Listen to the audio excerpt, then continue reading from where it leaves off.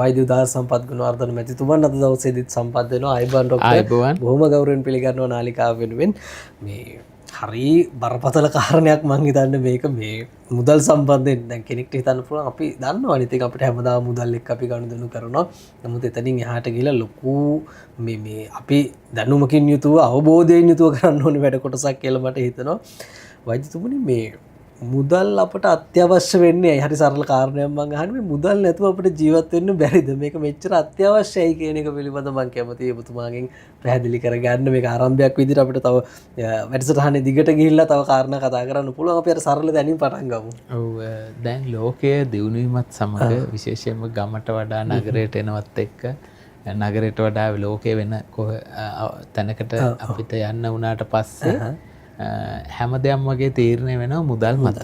මේක කැමැත්තෙන් හෝ අකමැත්තෙන් අපිට මුහුණ දෙන්න වෙනවා. උදාහරණයක් අධ්‍යාපනය ගත්තත් අපිට මුදල් තියෙන දරුවෙක් සහ මුදල් නැති දරුවෙක් ගත්තාම පොතක් ගන්න එක සමහරට හොඳ උපකාර පන්ති ගන්න එකක් උනත් තීරණය වෙනවා මුදල් මත. මම කියන්නේ මුදල් නැතුවත් කරන්න පුළුවන්. ඊට පස්සේ අපි ගන්න ආහාරය වෙන්න පුළුවන්. අනිත් මූලික අවශ්‍යතා අපිට විශේෂයෙන්ම ආහාර ගන්නත් කවුරුවත් නිකන් ආහාර දෙන්නේ නැහැ. හැබැයි ඉස්සර ගම්වල එහෙම තිබුණේ ආහාර හුවමාරු කරගත්තා. දැන් අපේ පොඩි කාලෙත් ආහාර කවදාවත් නැති වෙන්නේ නැහැ. එහා ගෙදරින් මේ ගෙදරට දෙන ආහාර කියන්නේ මේ දැන් කෙහෙල් නම් කෙහෙල්, පළතුරු නම් පළතුරු, මේ වී ඔක්කොම තිබුණා. එතකොට මුදල් එච්චරම ගණන් ගත්තේ නැහැ. නමුත් අද වෙන විට මුදල් නැතුව කිසි දෙයක් මිනිස්සු දෙන්නේ නැති තත්ත්වයට පත් වෙලා තියෙන නිසා ඒ පැත්තෙන් බැලුවත් මුදල් කියන එක ජීවිතයට අත්‍යවශ්‍යයි. ඔබට මුදල් නැති වෙලා ගොඩක් අපහසු වෙන අවස්ථා මතක් කරගත්තොත් ඔබට කරන්න දරුවෝ වෙනුවෙන් හරි ඔබට කරන්න තව කෙනෙකුට කරන්න ඔබට අවශ්‍යම කාරණයක් තියෙනවා. තමන්ට වඩා තමන් වෙනුවෙන් අනුන්ට කරන්න කාර්යයක් තියෙනවා. ඒක අත්‍යවශ්‍යයි. සමහරට යාළුවෙක් උපකාරයක් ඉල්ලනවා. මුදල් උපකාරයක්. ඒක කරගන්න සමහරට බැරි වෙන මුදල් නැති නිසා. ඒ කියන්නේ යාළුවා ඉල්ලන්නේත් සාධාරණ හේතුවල සමහරට අධ්‍යාපන කටයුතු වෙන්න පුළුවන්. ඉතින් ඥාතියෙක් වෙන්න පුළුවන්. ඒතර මුදල් කියන එක නැතිවීම තුළ ඔබ අපහසුතාවයටපත් වුණ අවස්ථා මතක් කරගන්න. එහෙම අවස්ථා නැති කෙනෙක් මං හිතන්නේ අඩුයි. උපතින්ම මුදල් තියෙනවා නම් ඒ කියන්නේ ඔවුන් මුදල් එක දිගටම එන්න හදලා තියෙනවා හැම මාසිකව එහෙම එන්න හදලා තියෙනවා නම් ඒ වගේ අවස්ථාවක් ඇර එහෙම නැත්නම් මුදල් කියන එක නිසා මුදල් නැතිවීම නිසා ගොඩක් අපහසුතාවයටපත් වෙච්ච අවස්ථා තියෙනවා. ඉතින් ඒක මතක් කරගත්තම මතක් වෙනවා මේ මුදල් කියන එක කොච්චර ජීවිතයට අත්‍යවශ්‍යද කියලා. මේකේ කනගාටු කරුණ තමයි අපි දැන් පොඩි කාලේ ඉඳන් අපිවත් හදලා තියෙන්නේ මුදල් එපා කියලා. උගන්වන්නේ අපිට මුදල් ඕනේ නැහැ කියලා. සල්ලි නෙවෙයි හැමදේම කියලා. ඇත්තටම ඒක මත යන විට මුදල් කියන එක එක වෙලාවක නැති වෙනවා. ඒ දැන් හැමදේම අපි අතෑරලා යනකොට මුදල් නැති වෙන අවස්ථාවක් නැති වෙලා Tamanට අවශ්‍ය විශාල නිර්මාණයක් විශාල දෙයක් කරන්න අවස්ථා එනවා. ඒක ගෙලිහෙනවා. සමහරට විදේශ රටකට යන්න වෙනවා. ඉගෙන ගැනීමකට මුදල් නැති වෙනවා. දැන් අපේ ජීවිතවල ගත සමහරලාට එහෙම නැති වුණ අවස්ථාවල තමයි තේරෙන්නේ මුදල් කියන එක අවශ්‍යයි කියලා. මෙතනදී මුදල් කියන එක තිබුණට කමන්නේ තමන්ගේ මනුස්සකම නැති කරගන්න එපා. මෙතන මිනිස්සුන්ට වරදින තමයි මුදල් ආවට පස්සේ මනුස්සකම නැති කරගන්න. මුදලුත් සමග මනුස්සකමත් තියාගන්න. තමන්ට මුදල් දෙන කොටසක් අනිත් අයට දෙනවා.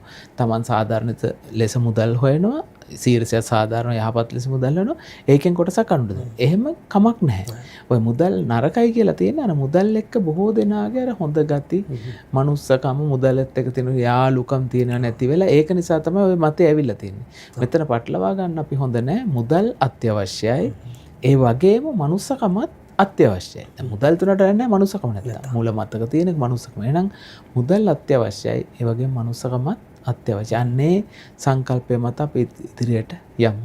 පැහැදිලි වෛද්‍යතුමනි දැන් මේ පැහැදිලි කිරීම බොහොම වටිනවා ඔබතුමාගේ. මේ එතනින් එහාට ගිහිල්ලා කොහොමද අපි මේ මූල්‍ය භාවිතයේදී අපි කරන වැරදි දැන් අපිට සල්ලි හම්බුණාට පස්සේ අපි කොහොමද මේක වියදම් කරන්න කියන එක හරිම මේ බරපතල කාරණයක්. ඒකත් අපිට පොඩ්ඩක් ඔබතුමා පැහැදිලි. අපි මේ වෙන විට විශ්වවිද්‍යාල මට්ටමින් සාකච්ඡා කරගෙන යනවා මේ ලංකාවේ තියෙන මූල්‍ය සාක්ෂරතාවය පිළිබඳව මිනිසුන් මුදල් භාවිතයේදී කරන වැරදි පිළිබඳ සහ මුදල් භාවිතයන් කොහොමද කියලා සමීක්ෂණ කරලා ඒකට උත්තරයක් දෙන්න බලනවා. මේකට හේතුව තමයි අපි දන්න අපිත් සේවකයන්ට මුදල් දෙන අවස්ථාව තියෙනවා මාසිකව. ඔවුන්ගේ මුදල් මාසි වෙනකොට අවසන් වෙනවා. එහෙම අවසන් වෙන්නේ ඒ මූල්‍යමය කළමනාකරණය සහ සාකච්ඡා දන්නේ නැති නිසා. ඒ මුදල කොපමණ වැඩි කරත් අපි අපි දෙන වැටු වැඩි කරගෙන ගියත් ඔවුන්ට ඒක වැඩි ඉතුරුවක් නැති වෙන. එහෙම වෙන්න බෑ. මොකද ඒ දෙන වැටුප වැඩි කරන විට මුදල් ඉතුරුව වෙන්න ඕනේ. එහෙම වෙන්නේ නැහැ. එහෙනම් අපි මුදල් භාවිතා කරන විට අපි කායතුනුත් වෙන වැරදි ටිකක් තියෙනවා. මේ වැරදි හඳුනා නොගත්තොත් අපි මුදල් හොයන්න පස්සේ මහන්සි වෙන මුදලුත් වැඩිපුර වෙනවා. අන්තිමට කරපු දෙයක්වත් නැති වෙනවා. අංක 1 තමයි ඔබට මුදලක් ලැබුණ විට ඔබ අනිත් වියදම් කරන්න සියලුම වියදම් වලට පෙර තමන් වෙනුවෙන් ආයෝජනය කරන්න කියලා කියනවා. තමන් වෙනුවෙන් ආයෝජනය කරන්න කියන්නේ තමන්ගේ දෙයකට ගන්න නෙමෙයි. තමන් වෙනුවෙන් මුදලක් අයින් කරන්න කියලා කියනවා. 10%ක් හෝ 15ක් අයින් කරන්න කියලා කියනවා. තමන් වෙනුවෙන් කියන්නේ මතු අනාගතය වෙනුවෙන්. එතකොට බොහෝ විට අපිට මුදලක් ලැබුණ විට බලන්නේ අලුතෙන් භාණ්ඩයක් ගැනීම හෝ ඒක වියදම් කිරීම තමයි අපිට මතක් වෙන්නේ. ඔක අපි හැමෝටම මතක් වෙන්නේ බොහෝ දෙනෙකුට. හැබැයි මුලින්ම කරන්න ඕන 10%ක් 15ක් ලැබෙන මුදල කොපමණ වුණත් අපි රුපියල් ලක්ෂයක් ලැබෙනවා. රුපියල් 15000ක් මුදලක් ඉක්මනින්ම අයින් කරන්න. අයින් කරලා ඒක ආයෝජනයකට දාන්න ඕන. අයින් කරලා එක්ක ඉතුරු කරන්න ඕන පොලියක් සමග තවත් දක්ෂ නම් ආයෝජනය කරන්න දාන්න ඕන. ආයෝජනය ඉතුරු කරනවා කියන්නේ දෙකක්. අපි හිතමු මම ආයෝජනය කරන දේවල් අපි කතා කරන්නේ කොහෙද කියලා අපි දවසක වෙනම කතා කරමු. ඔබ ඉතුරු කරන්න ඕන. එහෙම නැත්නම් ආයෝජනය කරන්න. මේක ගන්නෙ නැහැ. එතකොට ඉතුරු මුදල තමයි ඔබ අනිත් වැඩවලට ගන්න. හැබැයි අපි කරන්න පුරුදු වෙලාම තියෙන්නේ අතේ තියෙන මුදල් ඔක්කොම මේ වියදම් කරලා අපි බලන දෙයක් ඉතුරු කරන්න. ඒක වෙන්නේ නැහැයි කියලා තමයි මම නෙමෙයි කියන්නේ. ලෝකීන ආර්ථික විශේෂඥයන් කියන දේවල් මේ මගේ දේවල් නෙමෙයි. ඔවුන් කියන්නේ අපිත් විදේශ රටවල ගියාම මේ දැනුම සහ හමුවෙක මුලින්ම තමන් වෙනුවෙන් වෙන් කරන්න, තමන් වෙනුවෙන් ආයෝජනය කරන්න, අනාගත වෙනුවෙන් ආයෝජනය කරන්න, ඊට පස්ව වියදම් කරන්න. ඒක තමයි පළවෙනි එක. දෙවෙනි එක තමයි ඔබ දකින භාණ්ඩ ගන්න යන්න එපා. දැන් අපි පුරුද්දක් වෙලා තියෙනවා ගන්න යන භාණ්ඩේ ගන්න. දැන් අපි වෙලදාට ගියාම මිනිස්සු පුරුදු වෙලා තියෙනවා අපිට පෙන්නනවා බඩු. සමහර රුපියල් 10000ක බඩු ගන්න ගියේ. හැබැයි ඒ 10000කට පාරත කරන් තියෙනවා Tamanට අවශ්‍ය බඩුව නෙමෙයි අරන් ගන්න ගියේ කරගෙන නැහැ. ඒක වෙනවා දන්න තියෙන වියදම් කරන්න පෙර දෙපාරක් හිතන්න වෙනවා. ඒ කියන්නේම ඒ බඩු භාණ්ඩ ගන්න යනවා නම් මාසිකව තමන්ගේ ලයිස්තුවක් හදාගෙන ඒ ලයිස්තුවේ තියෙන බඩු භාණ්ඩ ඉස්සෙල්ලා ගන්න කියලා. අරගෙන ඉවරලා මුදල් ඉතුරු වුණොත් බලන්න මේ අනිත් ගන්න කියලා. ඕකේ අනිත් පැත්තෙන් ගොඩක් කලාවට එන්නේ. සිද්ධ වෙන්නේ. මුලින්ම තමන් ඒ කියන්නේ වැඩි වියදමක් කරන එකක් කරලා ඊට පස්සේ හැමදාම අත්‍යවශ්‍ය ගෙදර සමහරට කෑම්බීම ටික නැති වෙනවා. මම දන්න මේ එක්තරා ව්‍යාපාරික මැතිතුමෙක් කිව්වා ඔහු මුලින්ම කරන්නේ මේ ගෙදරට අවශ්‍ය ඒ කියන්නේ Tamanට ආයෝජනට වෙන් කළ වෙලාව ගෙදරට අවශ්‍ය මාසෙට අවශ්‍ය කන්න ටික අරන් දාන්න. මොකද කෑම ටික වියදම් කරන්නේ නැතුව ඉන්න බෑනේ. නැත්තම් කෑම ටික වියදම් නොකරොත් ගෙදර ගැටලු ගොඩයි. අපි සමහරට කෑම ටික වියදම් නොකර ඒ කියන්නේ වෙන ඒවලට කරනවා. ඒ කියන්නේ අර අනවශ්‍ය. පසුව සල්ලි ලැබුණම කරන්න පුළුවන් හිතනවා. අනිත් එක තමයි අනිත් අය කරන දේ කරන්න යන්න එපා. දැන් අපි හිතමු අනිත් කෙනෙක් විශාල දෙයක් නිවසක් හැදුවා කියලා. තමන් ඒක බලලා තරඟට යන්න එපා. සමහරට කෙනෙක් විශාල මේ වටිනා වාහනයක් ගත්තා තමන්ට තියෙන ප්‍රමාණයෙන් ඔහු කරන දේ ඔහු කරපු දේ තමන්ට තියෙන ප්‍රමාණයෙන් ඒක කරන්න පුළුවන්. ඔව් තමන් නැත්තම් වෙන්නේ අනිත් අය කරන දේ කරන්න ගියොත් ඔන්න එක වෙලාවක වෙනවා. ඒ ගාවට අනවශ්‍ය ලෙස ණය වෙන්න එපා. දැන් ණය වුණාට පස්සේ අනවශ්‍ය ලෙස ඒක පස්සේ කරදරයක් කරනවා. අනිත් එක තමයි මේ මාස ණය වුණොත් අනිවාර්යයෙන් අනිත් එක තමයි අධික පොලිය තියෙන. දැන් ඒ වල ගණන් වෙන්නොත් වෙනවා අධික පොලිය තියෙන තැන් වලට ණය වෙන්න එපා. දැන් අපි ණය මේ ක්‍රෙඩිට් කාඩ් වගේ වලට අධික පොලිය තියෙනවට ණය වුණාම ඒ කියන්නේ ඒකෙන් මිදෙන්න බෑ. ඉතින් ওই වගේ ගන්නවත් වෙන ඉතින් නොකල යුතු දේවල් ගන්නවත් වෙන ඔන්න ඔය ටික අපි ගොඩක් නැතුව කරන්න ගත්තත් ඔබේ ජීවිතේ වෙනස් කරගන්න පුළුවන් වෙනවා. වෛද්‍යතුමනි අර පොඩ්ඩක් අපි ටිකක් ගැඹුරට කතා කරමු චුට්ටක් මම කැමතියි ඔබතුමාගෙන් පැහැදිලි කරගන්න. දැන් මේ මුදල් ඉතුරු කිරීම ඒකේ වැදගත්කම කොච්චරද සහ මේක කොහොමද ප්‍රායෝගිකව කරන්නේ කියන එක පොඩ්ඩක් අපිට තව පැහැදිලි කරන්න. ඇත්තටම දැන් අනිත් අය ගැන කතා කරන්න පෙර මම ගැන කතා කරොත් ඇත්තටම අපිටත් පොඩි කාලේ අපිට උපදෙස් ලැබිලා තිබුණේ විදුවලෙන් වෙන්න පුළුවන්, ගෙදරින් වෙන්න පුළුවන්. මුදල් වැඩක් නැහැ. සල්ලි ඉතුරු ගන්න ඕනේ නැහැ. සල්ලි වලට වඩා මනුස්සකම ඕන කියලා තමයි කිව්වේ. ඒක ඇත්තයි. කතාවක් තියෙනවා. ඒක ඇත්ත. හැබැයි ඒක නිසා අපි ගොඩක් අපේ මනුස්සකම රැක ගන්න ආරක්ෂා වුණා යම්මල තාත්තලා දීපු දර්ශනයක. ඒක සමගම අපිට ආපු දෙයක් තමයි ඉතුරු කිරීම කියන එක හිතුන්නේ නැහැ. අද ඔන්න ඉතුරු කරන ඔන්න ගිහිල්ලා එක වෙලාවක තමයි මේ ඉතුරු කිරීම වැදගත්කම මට වැටහෙන්නේ. අපි හැමෝටම එහෙම දැන් අපි මේ කියන දේ වුණත් ඔබට වැටහෙන්නේ අද නෙමෙයි. මේක කීප වරක් අහලා අත්දැකීම් ලබලා අපි දැන් කියන දේ එකපාර වැටහෙන්නේ නැහැ. දැන් අපි මේ කියා දෙන්නේ මොකද අපි ගත්ත හොඳේ කියා දෙන්න. එතකොට මට එක වෙලාවක වැටෙනවා මේ ඉතුරු කිරීම වැදගත්කම. හැබැයි මම ඉතුරු කිරීම වැදගත්කම මේ අවුරුදු 20කට 25කට පෙරත් අහලා තියෙනවා. තිබුණාට මට ඒක එච්චර දැනුන්නේ නැහැ. හැබැයි එක වෙලාවක හිතට දැනෙන්න ඒක ඒ වැදුණු වෙලාවක් තිබුණා. එතන ටර්නින් පොයින්ට් එකක් සමහරට ඒක තමන්ගේ කාරණයක් නෙවෙයි වෙන කෙනෙකුගේ අවශ්‍යතාවයක් මත හැරෝම් ලක්ෂයක් වුණා. මොකද මුදල් ඉතුරුක වැදගත්. ඊට පස්සේ මම කරේ මම හොඳ දෙයක් හමුණා හැමෝටම දෙනවා. මම ඉතින් මගේ වටේ ඉන්න ඔක්කොටම දැන් මම කරනවානේ.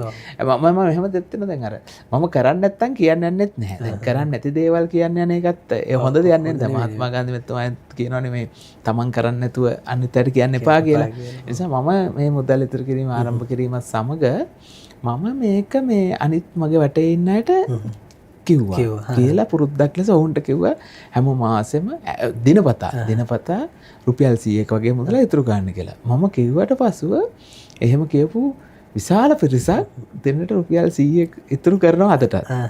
එහෙම ඉතුරු කළා රුපියල් දැන් 3000ක් ඉතුරු වෙනවනේ. 3000 මේ ලොකු ගාණ නේ 100ත් Taman ළඟ ඉතුරු ගන්නක 100. 3000 ඉතුරුනවා. මේ 3000 ගිහලා දානවා මේ ගිනුම් තමන් ගෙනුමට දානවා. එහෙම ඉතුරු කළා සමහර අය ලක්ෂ 2 3 ඒ රුපියල් 3000 ඉතුරු කරපුවා ඉතුරු කළා. සමහර අය එතනින් ගිහිල්ලා ඉතුරු කිරීම දැන් 3000 නේ මාසෙට ඉතුරු ගන්නකො. ඒක වැඩි කරලා අද වෙන විට මාසික වැටුප ඒ කියන්නේ වැටුප සහ තමන් වෙන මේ උගන්ලා වගේ කරලා ලක්ෂ 2 පන්නලා තියෙනවා. ඉතුරු කිරීම රුපියල් 30000 මාසෙට ගිහිල්ලා තියෙනවා. අපි කිව්වේ රුපියල් 100 ඉතුරු ගන්න කියලා. ඉතින් මට හිතුණා මේ කිව්ව නිසා ඔවුන් කියනවා අපි කියපු නිසා තමයි කරේ කියලා පෞද්ගලික මට්ටමේ මේ ඔවුන්ගේ ජීවිත ආලෝකමත්ලා ඊට පස්සේ ඒක එකතු කරලා සමහරු වාහනයක් අරන් තියනවා, සමහරු තව දෙයක් අරන් තියනවා, සමහරු වෙන තැන්වල ආයෝජනය කරලා තියනවා. ඔන්න ඕක ඊට පස්සේ මට හිතුණා මේක මේ අනිත් අයටත් කියා දෙන්න ඕනේ නේද? මමත් ඉතුරු ගන්න මගෙන් මේ අපි වැටුප් ගෙවනවනේ වැටුප් ගෙවන අයටත් මේක කියා දෙන්න ඕනේ නේද? කියා දුන්නා මේගොල්ලොත් කීයක් හරි ඉතුරු කරන්න ඕනේ නේද? ඉතින් මම ඔක මේ ඔවුන්ගේ ජීවිතේ පුරුද්දක දිනපතා පුරුද්දක් ලෙස අපේ සියලුම දෙනාට මම කිව්වා. කිව්වට පස්සේ ඒකේ ප්‍රතිඵල ගොඩක් තියෙනවා. කවදාවත් අපිට ලොකු දෙයක් එකපාර කරන්න බෑ. ඒ රුපියල් 100ක් දවසට ඉතුරු කරන්න පුළුවන්. එතනින් 100 ඉතුරු කළා ඒක පුළුවන් වුණා 200ක් පුළුවන්. ඉතින් අපිට දෙන්න තියෙන පණිවිඩය අපේ කුඩා දරුවන්ටත් මේ ලෝභකමක් නෙමෙයි. පොඩ ඉතුරු කරන්න දෙන්න. මොකද මට මේක අල්ලගන්න ගොඩාක් කල් ගියා. ඇත්තටම මට ගොඩක් කල් ගියා. ජපාන වගේ රටවල් වල දරුවන්ට මේක කියා දෙනවා කියලා මම අන්තර්ජාලය හරහා දැක්කා. ඉතින් අපේ දරුවන්ටත් මේ හොඳ පුරුද්ද කරමු. Tamanට තිබුණොත් තව කෙනෙකුට දෙන්න පුළුවන්. Tamanට නැත්තම් දෙන්න බෑ. මේ ඉතුරු කරන්නේ මේ පොඩි ගහලා මරණකොට ගෙනියන්නේ නෙමෙයි. ගෙනියන්න බෑනේ. හැබැයි අපිට මේ තිබුණොත් අපිට ඉස්සරහට මොනවා තව මං ඉතුරු කරනට එක දෙයක් ගන්නම්. දැන් අපිට ආර්ථික අර්බුදයක් ආවා ලංකාවේ. ආර්ථික අර්බුදයක් ආපුලා අපි හැමෝටම සල්ලි නැහැ. අපිට රත්තරන් නැහැ. ඩොලර්ස් නැහැ. අපි කොච්චර දුක් විඳද. හැබැයි ඉන්දියාව වගේ රටවල රත්තරන් වගේ තියෙනවා. ඒගොල්ලන්ගේ මේ අර්බුද දැන් සංචිත තියෙන මොනවා හරි. අපිට නැහැ. ඒ මොකෝ අපි ගෙදර ඉතුරු කරලා නැහැ. ගමේ ඉතුරු කරලා නැහැ. නගර ඉතුරු කරලා නැහැ. රටේ ඉතුරු කරලා නැහැ. අපේ ඉහළම තැන්වල ඉතුරු කරලා නැහැ. භාණ්ඩාගාර ඉතුරු කරලා නැහැ. එතකොට අපිට මෙතන වැරදිච්ච තැන එහෙනම් ඉතුරු කිරීම. ඒතර අපි දාලා තියෙන අතීතයට දරුවෝ භාණ්ඩාගාර තුන, වී භාණ්ඩාගාර තුන, රත්තරන් භාණ්ඩාගාර තුන, රිදී භාණ්ඩාගාර තුන. රත්තුමා ගෙනියන්නේ නෙමෙයි. ආර්ථික අර්බුදයක් ආවට පස්සේ ඉදිරියේදී ඒකට දාන්න. එතකොට අදටත් ඔය නිදාන කියලා නිදන් කියලා අහලා තියෙනවනේ. ඒ දවස්වල මැණික් එහෙම ඉතුරු කළ තුන මේ රත්තුමා මැරෙනකොට ගෙනිච්චේ නැහැ.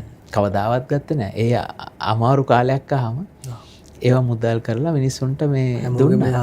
යහපත් දුන්නා. ඒතර අද අපිට ඒක නැතිලා තියෙන නිසා මේක ගෙදර පටන් ගන්න පොඩි පුරුද්ද අන්තිමට රට දක්වාම ගෙනියන්න අවශ්‍යතාවයක් තමයි ඉතුරු කිරීම. වෛද්‍යතුමනි මේ අවසාන වශයෙන් මම තව කාරණයක් තියෙන ඔබතුමාගෙන් විමසන්න. මේ දැන් අර අපෙන් අනවශ්‍ය වියදම් තියෙනවනේ සමහරවිට අපි දන්නේ නැහැ මේ කරන්නේ අනවශ්‍ය වියදමක් කියලා. මේක පොඩ්ඩක් හිතන්නේ කොහොමද කියන එක අපි ටිකක් එක මාස අන්තිමේ අපේ වියදම් පොඩ්ඩක් බලලා අපිට හදා ගන්න පුළුවන්ද? පොඩ්ඩක් මේ අනවශ්‍ය වියදම් අඩු කරන්නේ කොහොමද කියන එක. මේක ඇත්තටම දැන් විද්‍යාත්මකව සහ ඒ කියන්නේ මේ මානසිකව එකන මානසිකව විද්‍යාත්මකව සහ ආර්ථික වශයෙන් හැම පැත්තෙම බැලුවට පස්සේ ලෝකයේ දැන් අපේ මේ මුදල් කියන එක අපි හිතුවට මේ සාමාන්‍ය විදිහට කළ මේක විශාල විෂයක්. මේ විෂයේ මේ ගැඹුරු තැනක් තියෙනවා මානසික විද්‍යාව මේක ඇතුළේ සම්බන්ධයි. එතකොට මේ මුදල් අපෙන් ගන්න බලන් ඉන්න බොහෝ දෙනා අපි දන්නේ නැතුව අපේ මුදල් ගන්නවා. මම මේ කියන්නේ පුද්ගලයන් නෙමෙයි. අපිව අල්ල ගන්නවා එක එකව පෙන්නලා. ඒ කියන්නේ අපිට සමහර විට අපිට අවශ්‍යතාව මත කරගන්නවා. අපි එතකොට දන්නේ අපි පාරට බහලා යන විට අපිම දන්නේ නැතුව අපේ තියෙන මුදල් ටික එළියට ගිහිල්ලා ඉවරයි.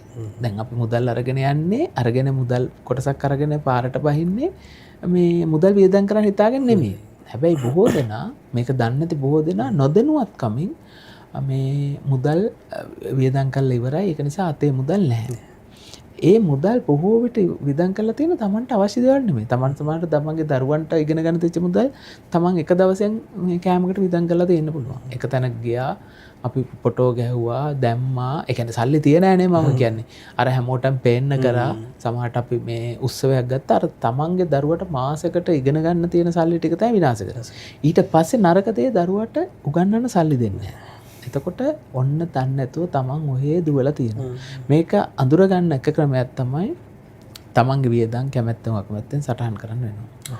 සටහන් කරාට පස්සේ තමන්ට තේරෙනවා මෙන්න මේ මම මේ ගිය මුදල් ප්‍රමාණය මේ මාසේ ගිහිල්ලා තියෙන්නේ වැඩකට නැද්ද? ඊට පස්සේ කාලයක් යනකොට තමන්ට තේරෙනවා වියදම් කරන නිසා දෙපාරක් හිතෙනවා මම මේ මුදල් වියදම් කරන්නේ අවශ්‍ය දෙයකටද නැත්නම් අනවශ්‍ය දෙයකටද? එතකොට මේ මුදලින් මීට වඩා හොඳ දෙයක් කරන්න පුළුවන් නේද? දැන් ඊගාව තැන තමයි එන්නේ මුදල් වියදම් කරන විට හුට එනවා මම රුපියල් 5000ක් විතරනකොට මේ 5000න් මට මීට වඩා හොඳ දෙයක් කරන්න පුළුවන් නේද? මම නිකන් මේක පුච්චලා දානවා කියලා කියන්නේ එහෙම කරලා යනවද? දැන් අපි අතිනුත් මේ වැරද්ද මුලින් වෙලා තියෙනවා. දන්නේ නැහැ. මේක මම අපි මේ කියනකම් ඔබත් හිතන්න ඔබට දන්නේ නැහැ. ඔබ මුදල් පුච්ච වියදම් කරගෙන යනවා. දකින එක ගන්නවා එහෙම කියලා අන්තිමට ඔබටත් නැහැ. ඔබට කෙනෙකුට දෙන්නත් නැහැ. Tamanට තියෙනකොට නැති බැරි කෙනෙකුට දෙත හැකිනේ. ඒකෙම අනිත් පැත්ත හැම මුදලක් ඉතුරු කරලා මේ කොටසක් දෙන්න පුළුවන්. නැති බැරි මිනිස්සෙකුට දීලා රැකියාවක් ඉගෙන ගන්න දරුවෙකුට දීලා අපි දැන් අමාරුයි මුදල් එකතු කරලා ඒ කොටසක් ඉතුරු කරලා අපි දෙනවා ඉගෙන ගන්න දරුවෙකුට දීලා ඔහු උගන්වනවා. එතකොට ඒ ලැබෙන සතුටයි අපි අරක විනාශ කරලා මේ ලැබෙන දේ ගත්තාම කොච්චර වෙනසක්ද? එතකොට මෙහෙම කොහොමද? එතකොට ඔබ නොදුනත් ගොඩක් ඒවා ගන්න සමීක්ෂණයක් කරොත් බොහෝ දෙනා නොදුනත් මුදල් වියදම් කරනවා. ඒ නිසා අදම හිතන්න කොලයක් පෑනක් අරගෙන සටහන් කළවන මාසේ මොකටද මුදල් යොදන්නේ කියලා. එවිට ඔබට තේරෙවි කොපමණ මුදලක් ඔබට ඉතුරු කරන්න පුළුවන්ද. මේ අපි ඉතුරු කරන්න කියන්නේ ලොබකමට නෙමෙයි. මේ ඉතුරු කරාම අපිට ඒකෙන් කොටසක් නැති බැරි කෙනෙකුට දෙන්න පුළුවන්. බොහොම ස්තුතියි වෛද්‍යතුමනි. මේ මූල්‍ය විනය අපි ඇති කරගත යුතුයි. අපේ ජීවිතේ වැදගත් අවස්ථාවලදී අපිට මුදල් ඕන වෙනවා. නැත්නම් මුදල් නැතුන් අසරණ භාවයටපත් වෙනවා. ඉතින් හරි ආකාරයෙන් නිවැරදිව මුදල් හරි හම්බ කරගෙන අපි ජීවිත සාර්ථක කරගමු. ඒ සඳහායි මේ උපදෙස් ලබා දෙන්නේ අපේ වෛද්‍යතුමන්. වෛද්‍යතුමනි බොහොම ස්තුතියි වෛද්‍ය උදාර සම්පත් ගුණවර්ධන මැතිතුමන්. අයිබෝන් ඔබතුමන්ට. ඉතින් නැවත ඔබ හිතන්න මේ මූල්‍ය විනය නැවතත් ඔබට කියන්නේ ඇති කරගන්න උත්සාහ කරන්න. මුදල් ටිකක් හරි හම්බ කරලා ඉතුරු කරගන්න. ඒ මතක් කිරීම එක්ක අපි වැඩසටහන අවසන් කරනවා. නාලිකාව subscribe කරන්න අමතක කරන්නත් එපා. ඔබේ අදහසුත් අපට කියන්න. වැඩසටහන අවසන් කරනවා. හැමදෙනාටම යහපත් හෙට දවසක්.